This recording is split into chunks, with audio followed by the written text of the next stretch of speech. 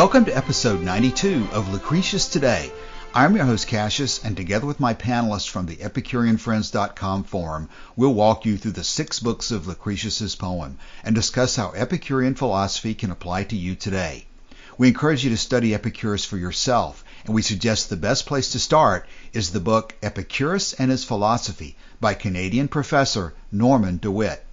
For anyone who is not familiar with our podcast, please visit EpicureanFriends.com, where you'll find our goals and our ground rules. If you have any questions about those, please be sure to contact us at the forum for more information. This episode 92 will be the last of our regular episodes, as we complete Book 6 and read Latin lines 1125 to the end of the poem.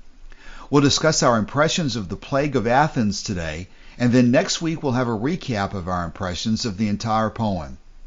In honor of our completion of the poem, we'll split today's reading, with Joshua, Don, and Martin each taking a part.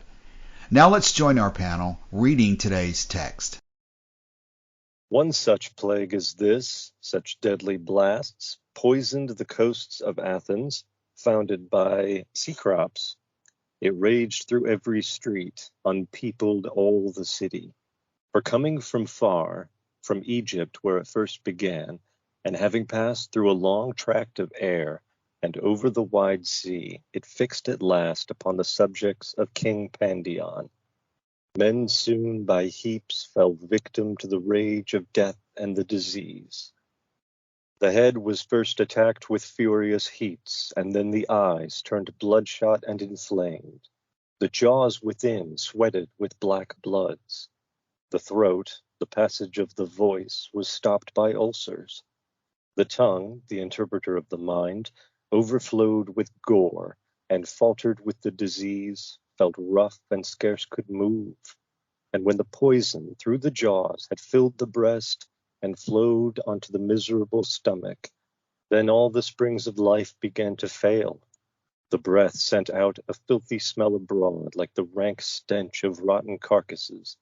The powers of all the soul and all the body flag and grow faint, as in the gates of death. To these innumerable evils followed close a sad distress and sinking of the mind, loud sighs with bitter moans, and frequent sobbings. All the day and night twitched and convulsed the nerves and every limb, and loosened every joint, and sorely racked the wretches, tired out with pains before.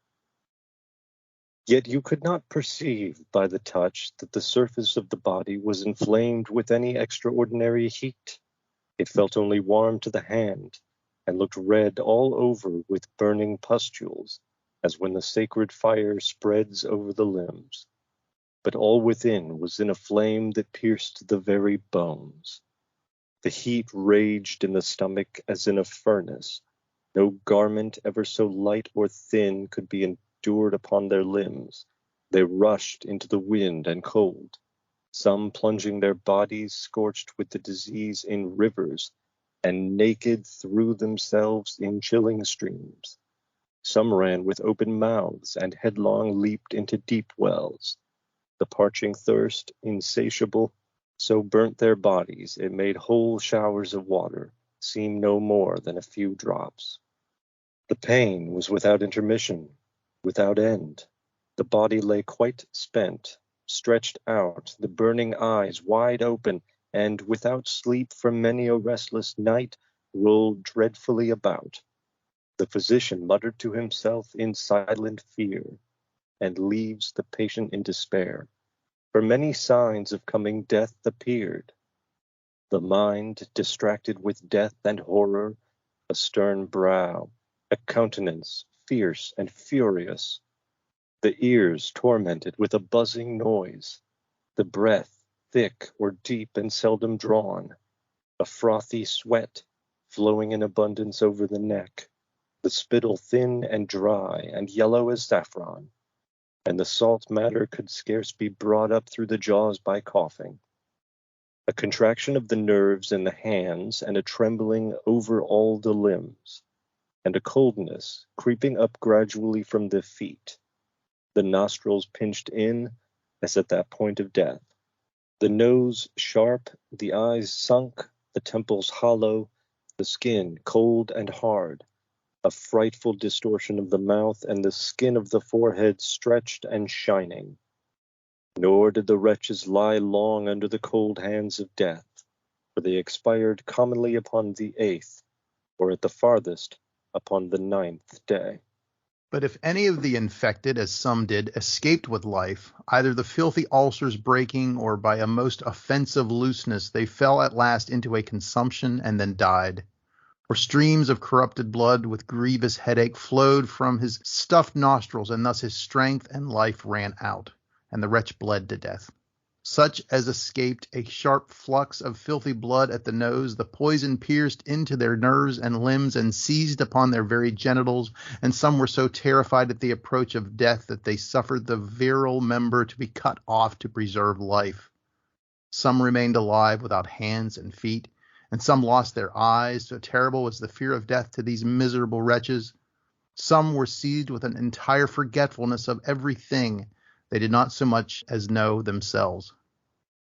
When heaps of bodies lay upon one another, unburied, upon the ground, yet the birds of prey and the wild beasts either kept at a distance to avoid the noisome stench, or if they tasted, they soon died. At that time no birds appeared abroad in the day, nor did the wild beasts leave the woods by night. Many of them were infected with the disease and fell down dead. The faithful dogs especially lay gaping out their infected breath in every street, for the poison drove out life from every limb. The many funerals of the dead were hurried away without order and unattended, nor was there any certain remedy to be applied, for what was of service to some and relieved the patient and preserved life was fatal and brought death to others. But the most wretched and deplorable thing of all at this time was that when once a person found himself infected with a disease, as if a sentence of death had passed upon him, his spirits failed him. He fell into melancholy and despair, thought of nothing but death, and so gave up the ghost. And funerals were heaped one upon another, because the fierce contagion of the disease incessantly raged and carried on the infection. And if anyone, too fond of life and fearing to die, avoided to visit the miserable sick, the same want of help was soon his own punishment. He died in a filthy and deplorable manner, abandoned and without assistance, and perished by neglect, like the wretched beasts of the field. And those who were compelled by shame and by the moving cries and piteous moans of their friends to attend them in their distress were seized by the infection and died by the disease and the fatigue. Indeed, the most pious among them lost their lives in this manner. And when they had endeavored to bury the bodies of whole families of their friends among those of the friends of others, they returned, wearied with grief and weeping, and most of them took to their beds for sorrow. And there was not one to be found who, in this calamitous time, had not grievously suffered, either by the disease, or by death, or by the most bitter pain and anguish of mind. Besides, the shepherds and the herdsmen and the lusty ploughmen pined away with the infection.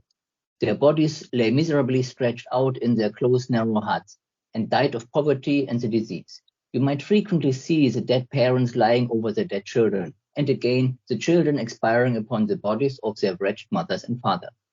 Nor was it a small addition to this plague that was brought from the country to the city, for the infected peasants flocked higher in multitudes from all parts and carried the sickness along with them. They filled the houses and all places, and as they were pent up close together, death had the greater power to slay them in heaps.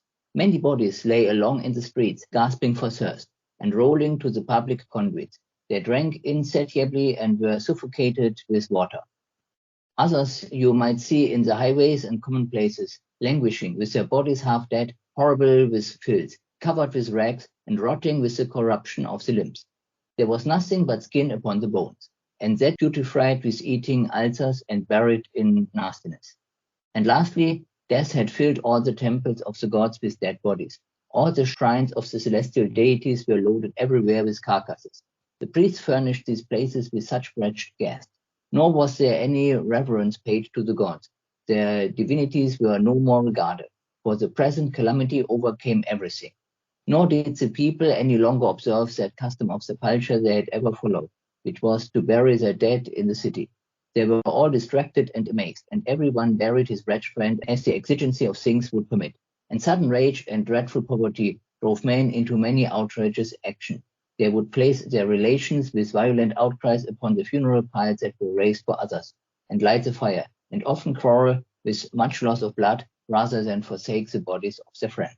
Okay, thank you, Joshua, Don, and Martin, for reading the final section of the final book of our poem today. I want to especially express my appreciation to Martin for being all the way through from the very beginning of book 1 to the very end of book 6. And I also want to thank Don and Joshua. Joshua coming on most recently, but adding a lot, and Don being a trooper as well. Even though we're finishing the book today, we have some big things planned. We can discuss at the end of the presentation today. But we'll finish book 6 here with this section today and take probably next week to do sort of a recap of the book, and then we'll have more plans to announce later. But again, thanks for reading today and for dividing it up. I think if we had heard much more of Joshua at the very beginning, I'd be ready to slit my throat, the death and misery of what is being discussed here. So where shall we begin? That is some dark stuff. It is very dark. And obviously one of the things we ought to discuss today is just the issue of whether this was the intended end of the poem or not, and to what extent it does serve as an appropriate ending to go through the darkness of the Plague of Athens. Anybody want to tackle that general topic before we go into the details? Yeah, I've actually written a bit about that on my notes here. From my reading on the subject, it seems as if there were maybe 3 ways to look at this as the end of the poem. And I've got them written down as 3 options. 1, the poem is more or less complete. 2, the poem is more or less complete but largely unrevised. And 3, the poem is basically unfinished. And to typify each, I have a little quote. So if you think the poem is complete, you might find Stephen Greenblatt expressing your view on this. He says, he acknowledges that there's a case to be made from the Latin text of the poem that the poem is not fully revised, things like lines that don't fit the meter of the poem. If Lucretius had gone through it again, he would have fixed those lines. But he basically says, if this is the finished poem, then what Lucretius is doing here in the last section of the poem with this horrible disease is he's setting up a test to see how well you've learned everything that came before. If you think the poem is unrevised and is missing some larger sections, George Santayana might express your position. He says, and I'm paraphrasing here, if Lucretius had revised and finished the poem, he would have ended it with a hymn to Mars. He started the poem with a hymn to Venus, and the entire poem is about this dyad of forces. You can call them creation and destruction, although of course we know nothing is ever really created. And then he would have started with creation or things coming together. He would have ended the poem with an explicit hymn to Mars and things falling apart. Whereas I think he puts it Mars on the warpath. And then if you think the poem is completely unfinished, I think Norman DeWitt more or less holds this position, but it's been so long since I've read that book, I can't remember. But I know there's this idea that Lucretius was going to write a 7th book, and it was going to be on the subject of the gods. So that's the broader outline here. So, Cassius, you mentioned the first one. Lucretius sets up a test. This is Stephen Greenblatt. Lucretius sets up a test to see how well you've got this. A test or a challenge or a review or just a summary of the fact that this is a natural part of life, that death is the end for each one of us individually, but not as a group, hopefully. I could see all of those 3 being possible. Yeah, in terms of all 3 of those being possible, it seems to me there's a lot of similarities between 1 and 2, because George Santayana's position that if Lucretius had finished the poem, he would have ended with a hymn to Mars. It seems to me he almost kind of did end with a hymn. Right. This whole passage here is about things falling apart in the most catastrophic way for humans, whole cities dying off. That's the hymn to Mars right there. I was just looking up the section in the Lucretius and the Transformation of Greek Wisdom by Sedley, and he talks a little bit in there about the difference between Lucretius's account of the plague and Thucydides' account of the plague, and talks about sort of some of the differences and similarities between those two. And there are clues that there was a reason for doing this. And it says these and similar clues as to how Lucretius was beginning to shape his source material lend strong support to the hypothesis that the eventual moral message was to be a quintessentially Epicurean one about facing terminal suffering with the right frame of mind. a frame of mind that will enable us to eliminate fear and to tolerate pain cheerfully if it should come our way. Whoever we are and wherever we live, if we have not learnt this lesson, we cannot face the future with truly Epicurean equanimity. Like Lucretius's, so too Epicurus's last written words had been a description of terrible suffering, his own, yet his happiness, he wrote, was unmarred. I like that. Sedley really impresses me so often, and that impresses me there. And the very last line in that chapter is, the panic, terror, and misery of the pre-Epicurean Athenians in the face of bodily suffering, hardly worse than Epicurus's own terminal illness, are a brilliantly graphic backdrop to this final lesson in the Epicurean ethical canon. Yeah, that is great. And actually, you just saved me looking like an idiot because I almost said Tacitus instead of Thucydides. Tacitus. Edit that part out. So thank you. Don't admit to that. But no, that's a great example. I had the same thing written down. Not exactly that whole passage, but I had typed in my notes, Lucretius sees this in some ways as a moral failure. I think I read that in one of the footnotes, maybe in the Loeb edition. Sees what as a moral failure? Well, as we go through it. The reaction of the people that we were reading about, yes. Yeah. And he kind of goes like point by point. And we can see that as we go through it. But, even the temples of the gods are swamped with the plague and with dead bodies. And I thought that I did it's sort of just some general points there that as we were reading, I was taking some notes too. And he talks about the importance of friendship and the importance of having friends and not abandoning your friends. The fact that the deities can't help you, that the deities don't care about the plague, that they're obviously not concerned with it at all. You can't forsake your friends. And even if that's the whole thing about you would die for your friend. I mean, that's what he's talking about here, that friendship is so important that you would do that. But with an interesting twist, Don, because if you look at section that starts with 1230, he says, and I wrote under this, indiscriminate death. It says, and if anyone too fond of life and fearing to die avoided to visit the miserable sick, they fell sick with the disease. And those who visited the dying sick also fell sick with the disease and died. So I think you're right. And that almost reinforces the point you were making, but in a different way. He says, this disease is going to wipe through the city indiscriminately. It's going to kill people of all walks in life, in all circumstances, and it's going to kill you if you try to avoid it. It's going to kill you if you try to help people who are sick with it. That, to me, is an argument for helping people who are sick with it. Exactly. Yeah, I was just going to say exactly. I think that reinforces that whole idea that, I mean, if you're gonna, there's a good chance you're going to get it anyway. How do you want to end your life? Do you want to end it trying to help people or cowering in the cellar somewhere? Yeah. And one of the texts that comes to my mind as you're talking about that is Vatican saying 47, because of all the different reactions of the people that he's cataloging here at the end. There's nobody here who appears to be saying what was in saying 47, which is the phrase about, I've anticipated thee fortune and entrenched myself against all thy secret attacks, and I will not give myself up as captive to thee or any other circumstance. But when it's time for me to go, spitting contempt on life and those who vainly cling to it, I will leave life crying aloud a glorious triumph song that I have lived well. Now, I don't see anybody here at the end of Book 6 doing that. So I think that's part of your cataloging of the moral failures of these people, I think, that they are not approaching things that way. And do I understand this is an account of an older plague that had hit Athens? Do we know what the date of this particular plague was? Don, I was hoping you were on top of that, because I don't know that. Joshua or Martin, do you guys happen to know about the Plague of Athens and when it was? And Yes, it was. It's from the second year of the Peloponnesian War. It started 430 BCE and lasted about 4 years. So this would have been before Epicurus? Sounds like 100 or more years. Okay. So we're looking back at a pre-Epicurean time where these people didn't have access to the truth, so to speak. Mm-hmm. Yes, that's true too, Don. That's right. I'm trying to remember now. I wish I'd looked this up earlier. There's a line from earlier on in the poem, I think it's in Book 1, where he's talking about embarking on this project of teaching Memmius Epicurean philosophy. And he says something to the effect of, everyone else is confused about this, and in fact, they confuse each other. They have this philosophical disease, and they catch it from each other like sheep. Well, now that's the Diogenes of Ornoanda at the very beginning of the inscription. There you go. There you go. That's the very opening where he talks about why he's writing the inscription, and I don't know that I can find it quickly enough, but I'm sure Don knows it by heart. Don, do you remember that? You love to do that, don't you? I'm going to edit that out.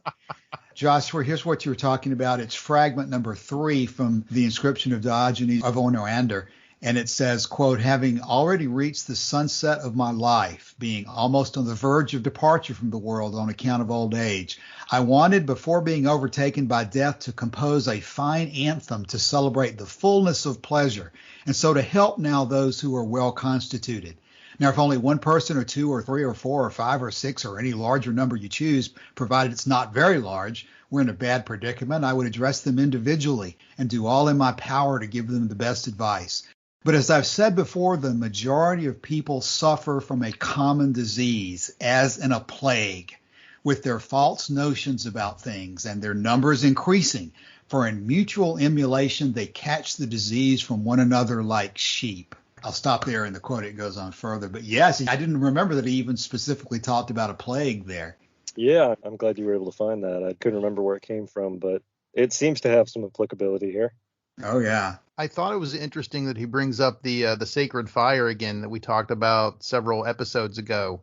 And that's, for somebody who didn't hear that episode, that's some kind of particular disease, Don? Yeah, it's St. Anthony's fire is what it's called, or it's a particular infection that comes from a particular kind of mushroom. There's a couple different options that historians have tried to figure out what it typically refers to, but it included a high fever and rashes and that sort of thing. But I find it interesting that he references that same disease, and I don't have the line, unfortunately, in front of me where he did that, but I know that was just a few episodes ago where we were talking about the Sacar Ignis. Right. And one more point of history before we go further, too. Even at the very beginning today, I'm pretty good on my history of the founding of Rome, but I realize in reading this, I am 0 on the founding of Athens. When it says Athens founded by Cecrops, I've even heard that word before. And then it refers to them as the subjects of King Pandion. Does anybody know anything about Cecrops or King Pandion?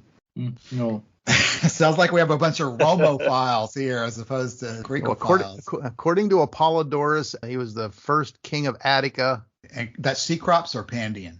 Cecrops, Keycrops, however you want to pronounce it. Yeah. Cecrops, yeah. I was concerned enough that I was thinking perhaps that they weren't even talking about Athens there, but obviously so. Oh, and Pandion was a son of Erecthonius, the king of Athens. And it sounds like he was king while this happened. Is that correct? It says it fixed at last the subjects of King Pandion. It might even be because Erecthonius, I think, was almost the mythological king, and Pandion was a son of Erecthonius and a naiad. So that might not be necessarily historical, but it might be one of those things where it's, the descendants of, or our ancestral founder was Cecrops and Pandion. Sort of like a Romulus and Remus sort of thing. It has to be a reference to ancestry, because at that time of 430, Athens had been a democracy for a long time. So there should have been no king anymore at that time. That's right. So they're looking back at an historical progenitor of the people of Athens. Interesting. Well, if we move to the second passage, 1145, we're getting into just the very gory details of the symptoms of this disease. We probably ought to talk for a second about, I see there was a note from Monroe here, but probably there's a lot more recent speculation on exactly what this plague was.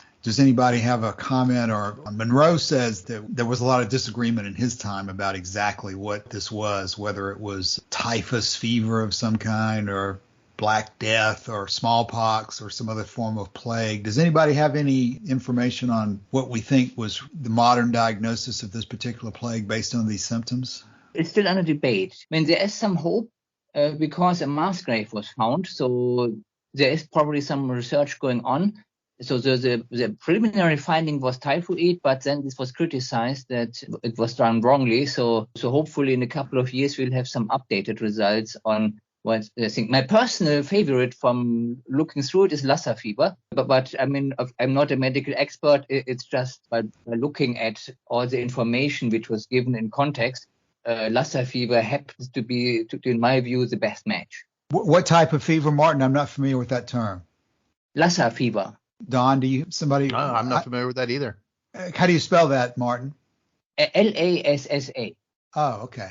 Is it something that transmits through mosquitoes, or why is it your favorite theory? Yeah, apparently, this was also referenced to in this poem that it came from Egypt, but actually it came from Ethiopia and then moved along the Nile. No?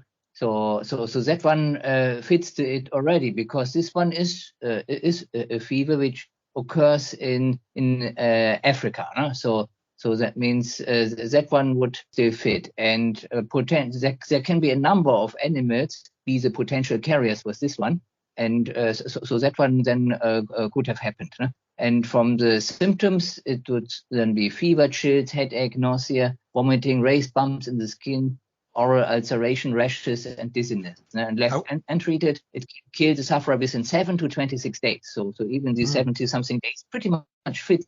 So let's wait a couple of years, because there's no urgency in it until we hopefully get a definite answer from the research.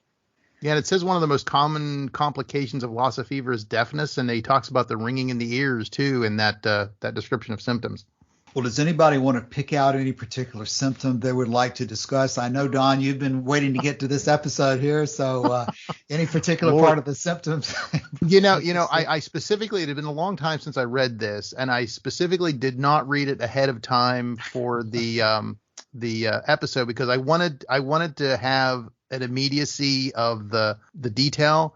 And again, I think I've mentioned this a number of times, but I think Lucretius is so good about his powers of observation and his way that he details things. And this is just another example of that he goes down to the minute details of, what they were going through. But it's not just a listing of symptoms, it seems. It's a real visceral explanation of what the people were going through that had this disease. So he doesn't hold back on his description of the horrible nature of this thing. One sentence does stand out to me. To these innumerable evils followed close a sad distress and sinking of the mind. And what Epicurean philosophy tells us is that even when your body is undergoing something horrible, the mind is kind of you have control over that. Mm-hmm. And that, like Epicurus, you can even experience pleasure in your dying days, even with the pain. Yeah. Now, Joshua, I'm not going to say this to disagree with what you just said, because I think you're certainly correct, but given one caveat, and that caveat would be that the mind itself is not affected by the disease. And to some extent, this might be a refutation of the more Stoic-like perspective that the mind can always prevail over the body, because this would probably be an example of the mind itself getting sick. Right. And at that point being unable to do its normal function of allowing us to recall past pleasures and sort of maintaining our composure in the face of all this. Because, when you started saying that, part of what caught my eye at the beginning, 1178, where it says the pain was without intermission, without end. And you relate that back to Principal Doctrine 3 about how generally pain is, if it's intense, it's going to be short, or if it's long, it's going to be not so intense. So I wonder if indeed this is, that there is a kind of a tension between that and the plague here. So maybe we need to be reminded that to some extent, just like death itself, it's impossible for our minds to overcome diseases which prevent our minds from doing what certainly the Stoics would say we should always be able to do. The mind cannot always triumph over matter. Now, help me bring that back to reality, Don. I think everybody probably agrees that certainly the mind can get sick just like the body can, and probably that's even been mentioned earlier in the poem. So really, we do need to reconcile what's going on here with the Principal Doctrines 3 and 4 about the way we manage pain, because there are going to be times in life that the mind is not capable of overcoming something like this. I think actually both you and Joshua are right in a manner of speaking, because I think Joshua's right in the sense that, as long as your mind is intact, Epicurus is a perfect example of that. Whenever he was experiencing his pains, whenever he was dying, he could recollect things. But I think you're right in the sense that if your mind is affected, or if there's, neurological problems and stuff, your mind's not going to work that way. So you can't do it. I don't think it's a matter of the mind overcoming the pain. I think it's a matter of the mind being a healthy part of the body up until the point that you die. And even if the brain was not directly affected, apparently, because they couldn't sleep. So after a couple of nights without sleep, the brain will definitely no more function properly. No? Exactly. Yes, I would agree. Okay, guys, one of the benefits of us working together over time is you guys are going to know exactly where I'm about to go with what I'm about to say here, and you're going to be able to help me echo it in a better way, more articulately than I can myself, because what do we regularly see? Not only on the EpicureanFriends.com forum, but also on Facebook and other places where Epicurean philosophy is discussed. You do see a lot of people who come looking to Epicurean philosophy or philosophy in general for relief from the pain of life that sometimes is really not just a matter of having incorrect thoughts or having incorrect choices. You do have situations in life where the mind, the brain, is sick, just like the rest of the body or the other organs of the body can be. And so we do find, I think it's very important for us to always keep that distinction going, that sometimes there are really clinical problems involved in the pains that some people have, and they can't find all the relief they need through philosophy. It may be that they can find some relief, and philosophy hopefully will educate them to be realistic about where their pains come from and what's causing their issues. But we do need to always be careful that when people come to talk about philosophy, that if they are affected by clinical issues, they need to be treated in a clinical situation. That really and truly, despite all the controversy in medicine that's out there nowadays and always is out there clearly are diseases of the brain, which can lead to clinical depression and other issues of malfunctioning of the brain that need chemical responses to them. Oh, I think that what you're getting at too is, I mean, I think that it's not necessarily separate from philosophy, but especially Epicurean philosophy that always teaches that there are physical and material causes for particular diseases. The brain can become diseased just like the body can, and there are physical remedies that, like medications and counseling and that sort of thing, that I think dovetail nicely with philosophy, but it has to be treated for the disease or for the condition that it is.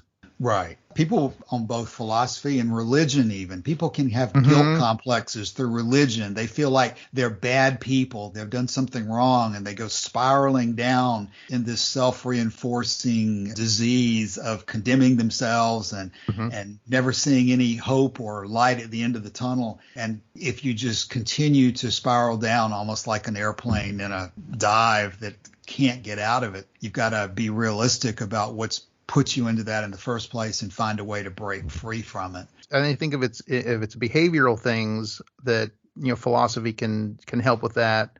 I think if it's more chemical imbalances and that sort of thing, they have to be treated for the conditions that they are and then get medication and that sort of thing. But I think that, like I said, I think that philosophy can be an adjunct and a complement to those sorts of things. But you have to recognize what's a physical problem, an actual chemical problem, an actual neurological problem, and treat that for the medical condition that it is. And then maybe the philosophy can provide you with a grounding for your life and a direction and that sort of thing. But you definitely need to recognize what physical material problems there are and correct those too. And there's numerous sections in Lucretius and through the rest of Epicurean philosophy on exactly that point, that everything does, as you've said earlier, Don, everything that we think of as mental does go back originally to the body and to the physical constitution and the way the atoms work together and so forth. So if you're oriented into Epicurean philosophy, you're going to be realistic about tracing down the source of your problems in whatever direction those problems lead you to be. And I frankly want to just go on record again. This is one of the areas I would most condemn Stoicism and the Stoic philosophy, in the implication that the mind is always in control and that your willpower is sufficient to overcome no matter what the problem is. And you should just detach yourself, and if you rise above the problem mentally, somehow you can solve all your problems. And of course, the Stoics, I'm sure that have a response to that. But that is, I think, the implication that most people take away from Stoicism, is that it is kind of a mind over matter orientation towards life. And if you're caught in the grasp of some kind of a clinical disease that's affecting you biologically, one of the worst things you could do is just double down and think that you're going to fix a chemical problem by just willing it away. Right. Because that just can't be done. Yeah, and I actually had a post on the forum where I had been reading Ask Reddit, and there was a similar question that came up, and one of the people had said that reading Stoicism had really helped him. And, right. and I said, first of all, if it really does help, that's great. But I don't see how, I think the way I put it was, Stoicism sees life as an indifferent, Stoicism kind of sees everything through the lens of an indifferent. You're a sheltered soul, surrounded by granite, and nothing can really affect you from the outside, but nothing can really touch you in a good way from the outside either. It's just, whatever happens, happens. And I thought that was terrible advice to give a person who was experiencing those kinds of thoughts.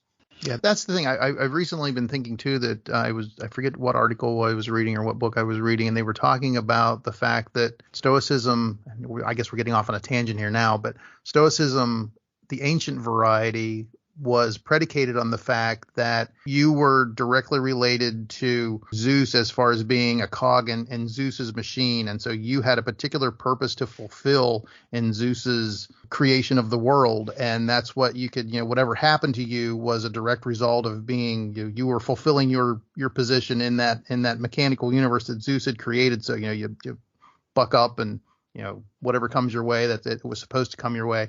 And it seems like the modern Stoics have just divorced it from, we don't believe in God, and we don't need that sort of divine providence sort of thing. But then I say, well, where does that leave you then? If you say that things happen to you because they're supposed to, it's like, well, why? I mean, it just seems like if you divorce it from, at least you're part of a divine plan and you can rationalize it that way.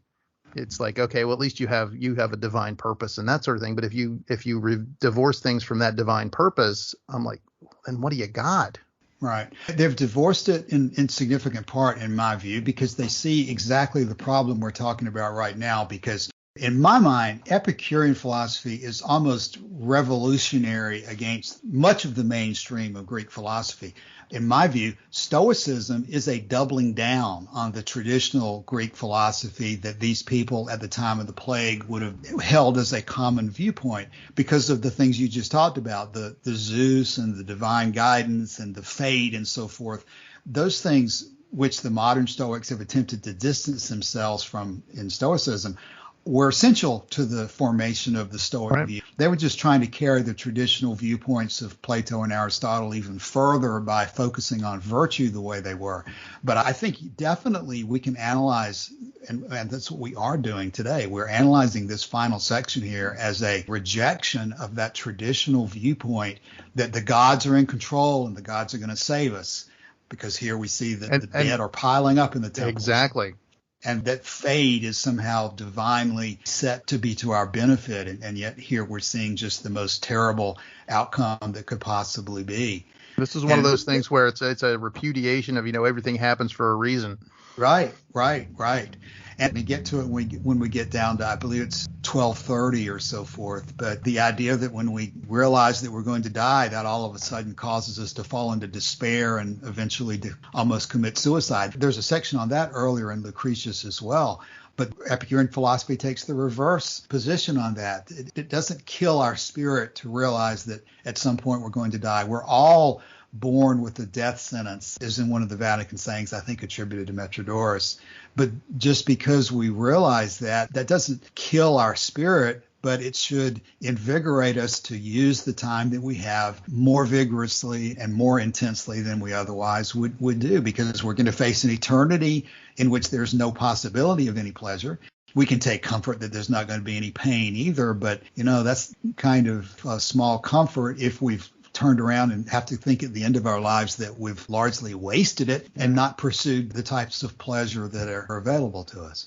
Yeah, exactly. Yeah. It's one of those things where I struggle with the idea that mortality is what gives the sweetness to life, but really in the end, that's what it is. You have a finite time to do whatever you want to do. And so you have to make the most of it Carpe the diem. Yeah, to me, it's more of a spur than it is. It doesn't necessarily give it the actual value because it's the pleasure itself that has the value. But it's so easy in life to just, number one example of how easy it is to be lazy and to procrastinate and to put off doing things that you should do. And really, I don't know that there's turn around and 10 years have passed and Yes.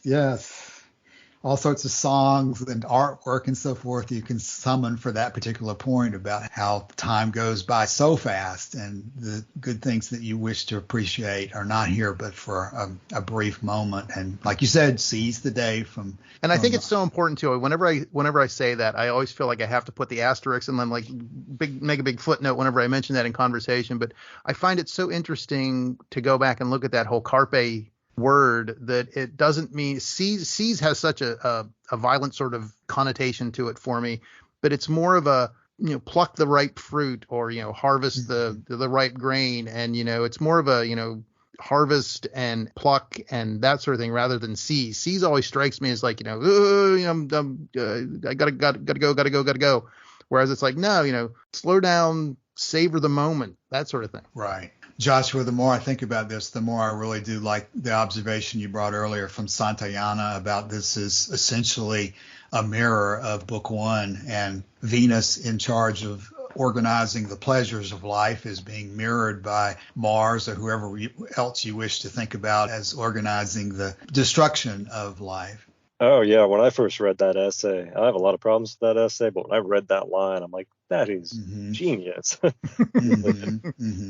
What's that? A broken clock strikes right twice a day. So earlier I said that this passage represented a moral failing. I don't know if I'd put it that same way. I've been reading, kind of glancing it over again. What it certainly represents, this disease that just runs through society, and it just breaks down all boundaries. It breaks down all institutions, all social bonds, all religious rights. And there's an interesting example of this in 1252, kind of an unexpected example.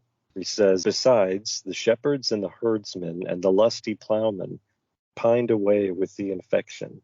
And then yada, yada, they go on and die. How much have you read, any three of you, of what they call pastoral literature? This would be like Virgil's eclogues, some of Horace's stuff. It's this idea that the life in the countryside is this happy, cheerful, sort of carefree. I don't know how you'd put it, but if you're living in the city, you have this idea that, people in the countryside just really have it easy. I read a parody on this, a French parody. I forgot now author and story. It's fairly recent, maybe 200 years ago or 150 years ago, which actually makes fun out of this idea. Yeah.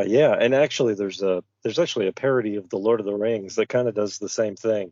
Because the Shire in The Lord of the Rings, that's this idea, these happy-go-lucky hobbits just living it up in, the English countryside, more or less. And so even here, even something is, this idea that the country is a refuge. And Epicurus does say that the wise men will prefer the countryside. Right. But even the idea that the countryside or the rural setting, the rural holiday is a refuge from the problem, even this just gets rent right through this horrifying disease.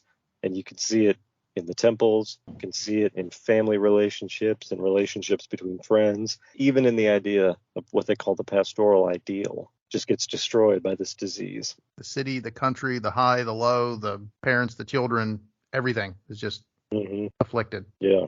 Just to talk about this, I see here discrepancy, what's written in our history books and what's here in the poem. So here they wrote that the people from the countryside brought it to Athens, but the book says it was brought through the harbor into the city, and spread from there. And Sedley actually brings that up too, that's a difference between the Thucydides' account of the plague and Lucretius's account of the plague, that they have it going in opposite directions. Interesting. That is. He says at the beginning that it came from Egypt where it first began here in 1138. So it is kind of inconsistent within what's here. He seems to have this idea that it's just kind of spreading through the air. We talked a little bit last time about the mass theory of infectious disease, and he seems to, the people out in the countryside, I don't know how to picture this, but you think of like a huge cloud or something moving over the horizon.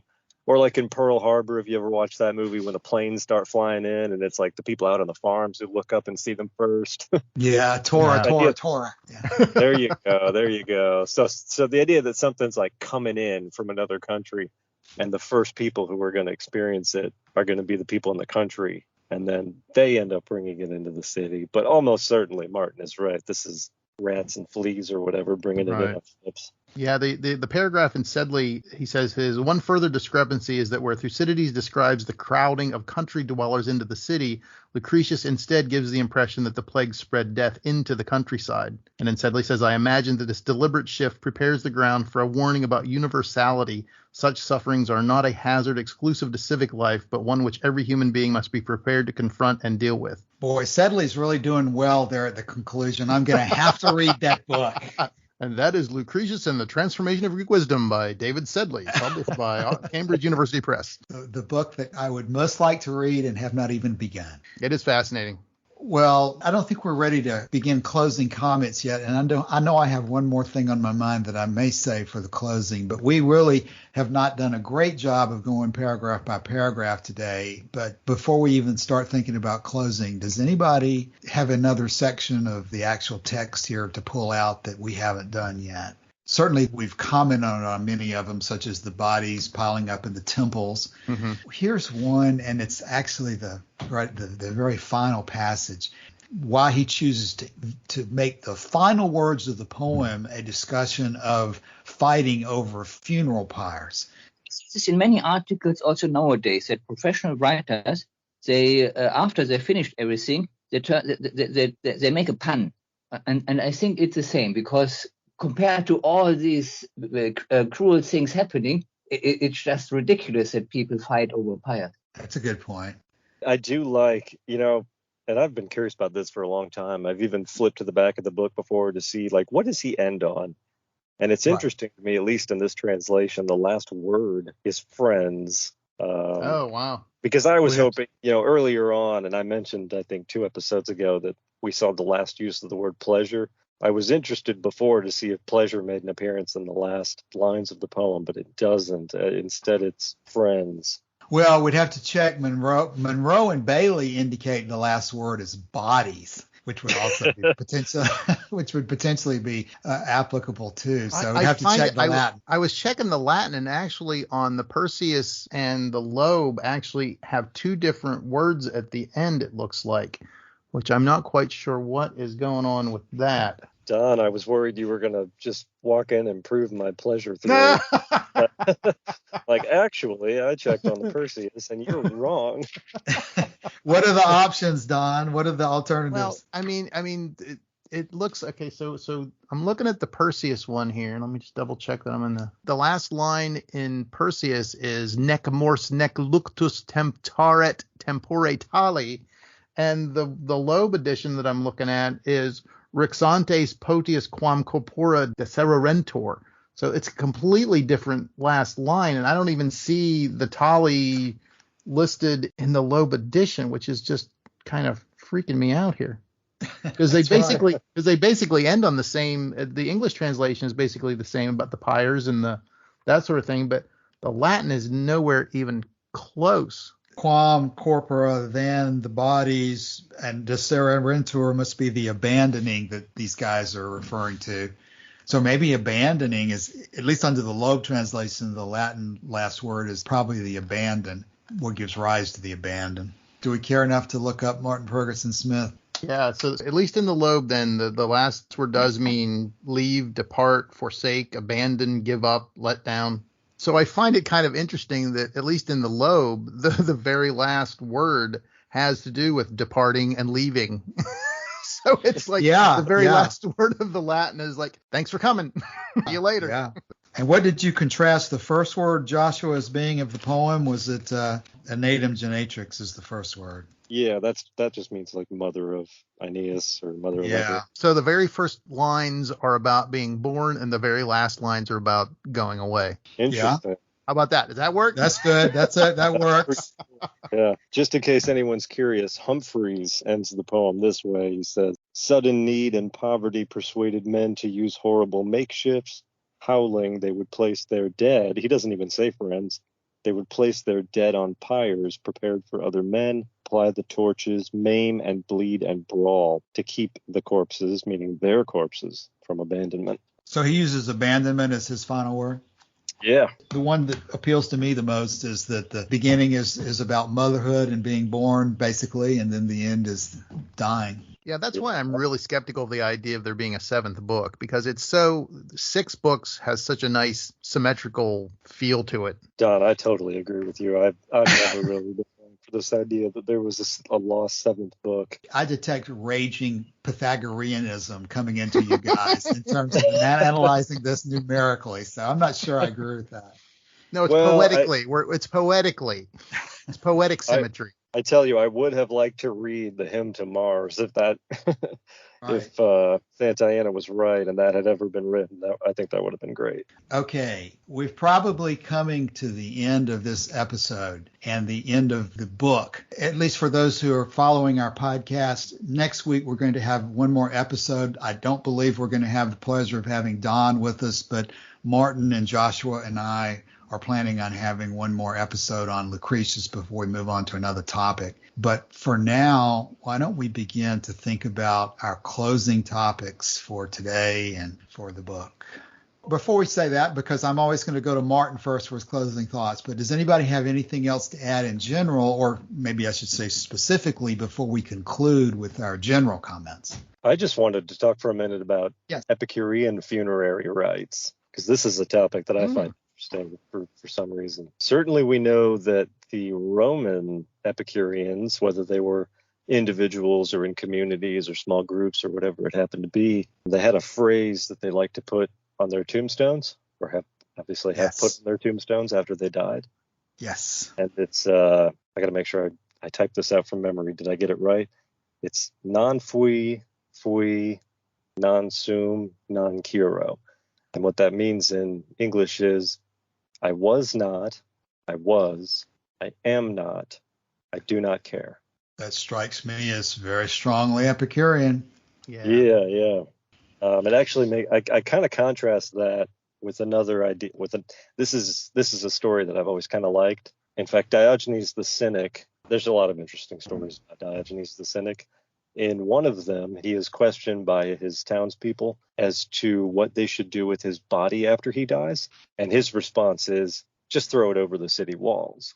And then the townspeople reply, well, what about the wild animals and the dogs? Aren't you afraid they're going to eat it? And he said, yeah, you're right. You better give me a stick to fight them off with. And then they say, how are you going to use the stick? You're going to be dead. And then he says, well, if I'm dead, why do I care if they eat my body? So that's a story I quite like. I don't really know how it relates. Yeah, I'm no cynic, but I gotta say I enjoy some of those stories of Diogenes. Yeah. There's a great meme online of his behold a man with the plucked chicken and a little kid just screaming at the chickens. It's like, oh yeah. Joshua, are you finished on Epicurean funeral rites? I think so. I don't really have anything interesting. I don't think you are, Joshua. I don't think you are. I don't think you are, because you're probably one of these many people who uses their telephone to read EpicureanFriends.com, the forum, every day.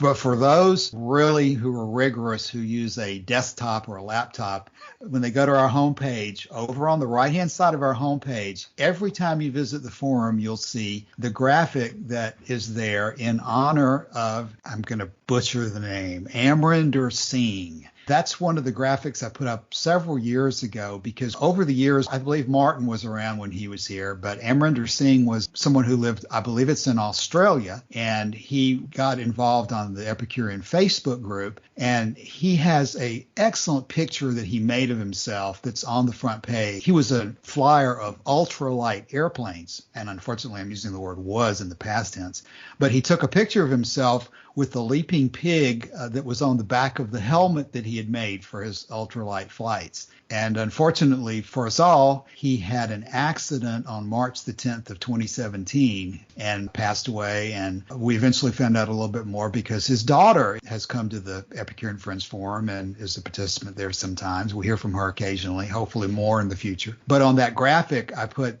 the text that Joshua has already read about non fui, non sum, non curo.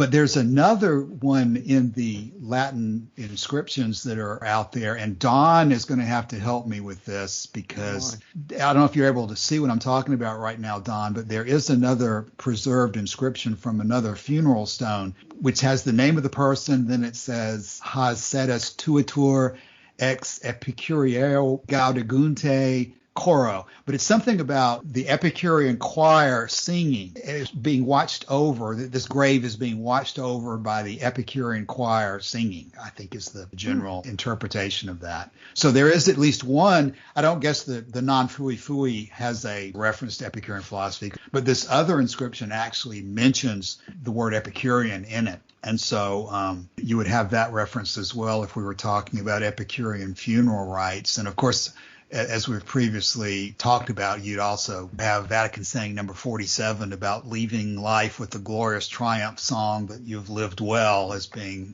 something you'd also want to include in that funeral ceremony. And I think it's important, because the famous phrase, death is nothing to us, is just plastered all over Epicurean philosophy, but it doesn't mean that you didn't plan for the future. You could take pleasure in planning for the future. It would just I'm not going to be around to see this, but here's what I would like to happen. And thinking about that, would give you pleasure, and trying to make sure that things were in place. And even Epicurus said to commemorate me on the 20th of every month and that sort of thing. So it's not like you don't plan for it, but you just acknowledge that I'm not going to be around to see this, but here's what gives me pleasure in thinking about might happen. Right. All right, I'm going to go around and ask for closing comments, but any other general topics before we do that? The whole issue of death and so forth, we could spend hours and hours going further into, and what's in the letter to Menicius about how life is desirable, but that we don't worry about it when our time has come. All those different aspects of death is a huge topic in Epicurean philosophy, but not really something we have time today, unless somebody wants to include it in their closing thoughts.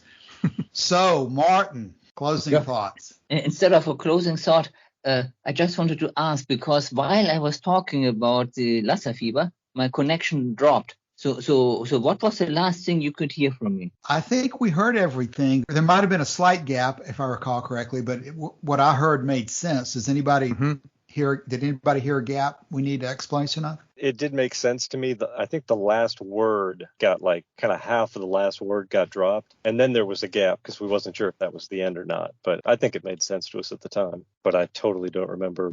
Do you think something did not get included, Martin? Because please go ahead and include it again. Yeah, I that's the thing. I don't know it. So anyway, we have the recording up, then I can check, and maybe if I see an important thought is lost, then I can put it in the comment.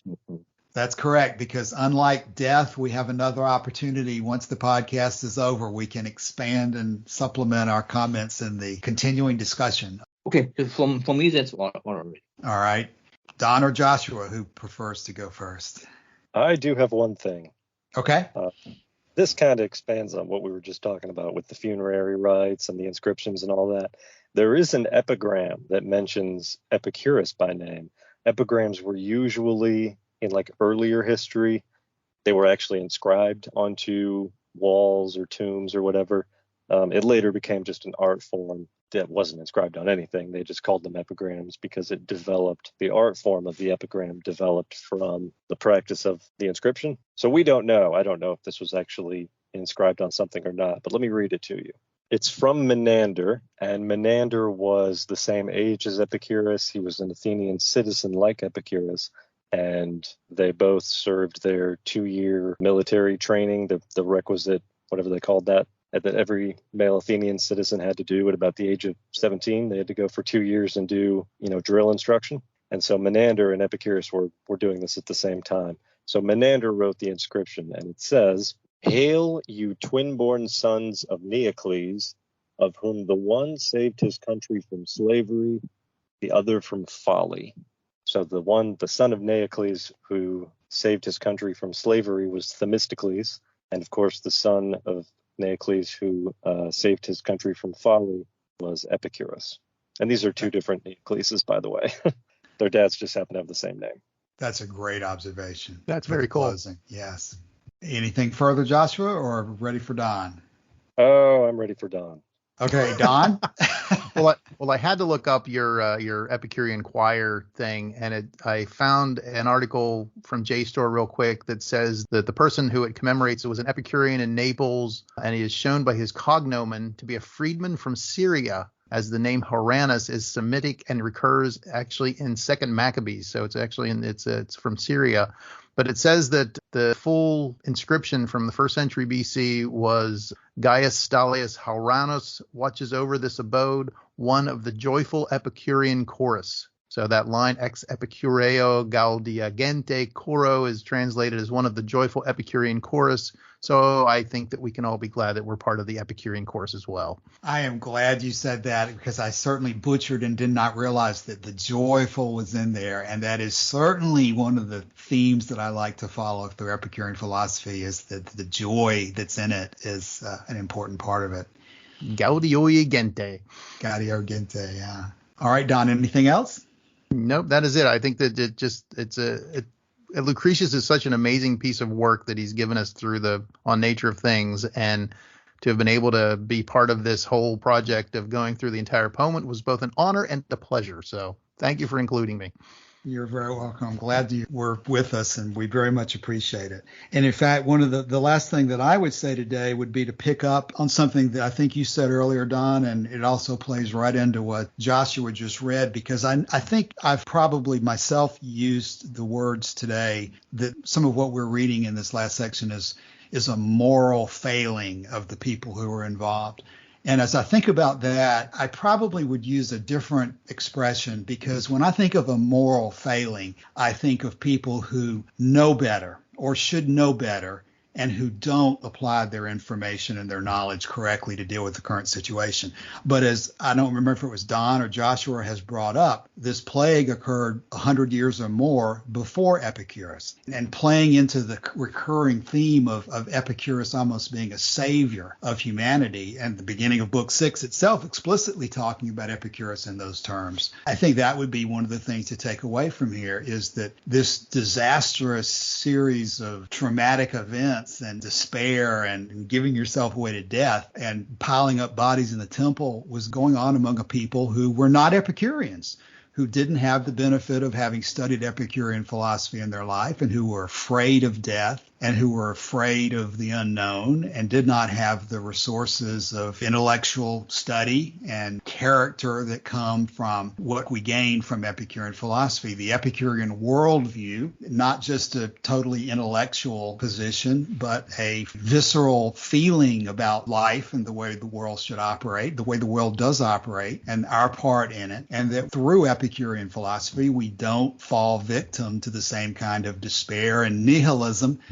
that affects so many people when they come into contact with adverse circumstances. And of course, these were extremely adverse circumstances, but it's probably a very appropriate way to end the book to talk about the antidote to adverse circumstances is to have a reasoned understanding of the universe, and to then be able at the end of life to do what is listed in Vatican Saying 47 again, to have the attitude that you won't give yourself up as a captive to fortune or to any circumstance, but that when it's time for us to go, we'll spit contempt on life and those who vainly cling to it, and that we leave life crying aloud a glorious triumph song that we have lived well. And that's really the summation of what I think I see in Epicurean philosophy. This is the prescription for living life well. And in the end, it comes down to that basic attitude towards life that is encapsulated in your worldview, your philosophy, your general approach to living. And so we spent a lot of time talking about atoms and void and all the different aspects of science, including magnetism, which I found so fascinating. But in the end, the production of that is to have this worldview or sense of life that gives you confidence in facing adversity. So that's my little sermon to end today's episode. It's not the end of our podcast by any means, but for today, that's my final thought.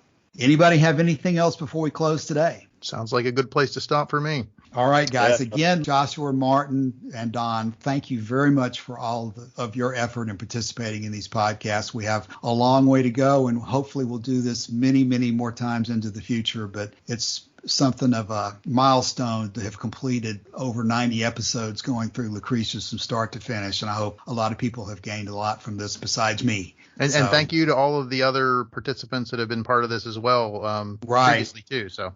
Right. We've been going at this for over 2 years. It was not something that we should ever have expected that anybody would be able to follow through from beginning to end. But Martin was able to do it. But the very nature of life is that people get called in different directions and things change over time. So we have to be flexible in dealing with them. And I'm just appreciative that we were able to get the assistance we had from our panelists over the last 2 years. All right. Well, it was an amazing achievement, I have to say. I've kind of skated in at the end here, but having been on the inside just for like 2 weeks now, 3 weeks, this is a lot of work you guys put into this and have for a very long time. So thanks to both you and Martin and everybody who came before. You may have skated in at the end of this series, but we have many, many more ahead. Welcome to the Hotel California, Joshua. Exactly. Check in, but you never check out. That's one of those things in the text, too, is that those who become Epicureans don't fall away from it. All right. Anything else, guys? Okay, well, we're at the end of the poem for now, but we'll talk again next week, and we'll soldier on as we work further to strike a blow for Epicurus. Let me get the rest of that. You are just drowning us in great quotes here. Exactly right, because we'll be back next week to quote from Lucian's Alexander the Oracle Monger, strike a blow for Epicurus, that great man whose holiness and divinity of nature were not shams, who alone had and imparted true insight into the good, and who brought deliverance to all that consorted with him. That's a good line to end the episode with. Amen. Yep. All right, talk to you soon. Thank you very much. All right, bye-bye. Bye. Thanks.